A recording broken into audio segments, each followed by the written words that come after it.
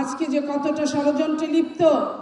আমরা যখন 21শে হলের দিকে তাকাই, মুক্তিযুদ্ধের একটা হলের নাম, সেই হলে যখন আমরা দেখি স্বাধীনতার পরাজিত শক্তিরা বিজয়ী লাভ করে, আমরা ধিক্কার জানাই নিজেকে, ধিক্কার জানাই আমাদের সেই দলকে যারা কিনা চাঁদাবাজিতে ব্যস্ত হয়ে আছে, যারা কিন্তু ঘুমিয়ে আছে যে আমাদের ভালো কাজ করতে হবে।